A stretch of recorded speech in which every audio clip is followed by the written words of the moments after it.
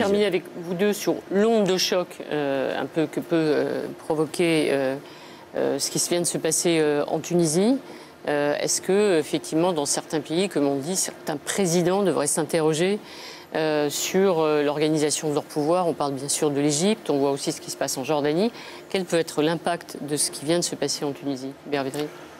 Je pense qu'il y a un impact immédiat, il y a un impact à plus ou moins long terme selon la façon dont ça tourne en Tunisie. Ouais, l'impact immédiat, c'est qu'énormément de régimes, pas que dans le monde arabe, d'ailleurs pensez à l'Asie centrale aussi, il y a d'autres endroits où des pays africains, à mon avis, ils vont faire du social. Dans l'immédiat, ils vont être terrorisés par l'histoire des chômeurs diplômés. Il y a beaucoup de pays où il y a plein de chômeurs et peu de diplômés. Le mélange a été explosif. Enfin, ils vont essayer de calmer les choses, de baisser les prix des denrées alimentaires, mais ça, c'est immédiat, c'est à court terme. Après, si les Tunisiens règlent bien la question de la participation d'islamistes, pas modérés, je ne sais pas ce que ça veut dire, mais qui jouent le jeu, constitués et républicains, là, il y aura un effet d'entraînement gigantesque par rapport à tous ces régimes. Donc je pense qu'ils vont tous commencer à regarder. Certains d'entre eux doivent espérer secrètement que ça va tourner court. D'autres vont espérer que ça marche.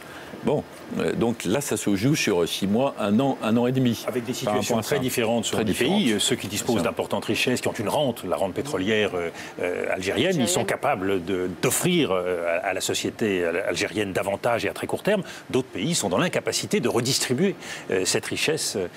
Mais là, on pourrait imaginer une stratégie française, européenne de disponibilité d'accompagnement amical, s'ils le demandent, je répète.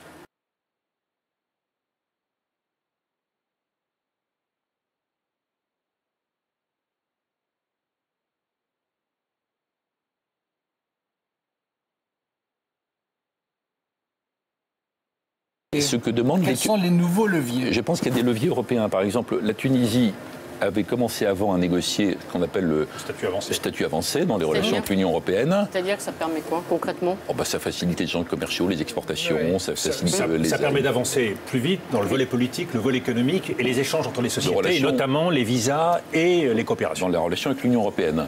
Donc l'Europe pourrait dire c'est une occasion pour consolider le processus démocratique de transformation qui n'est pas fait encore.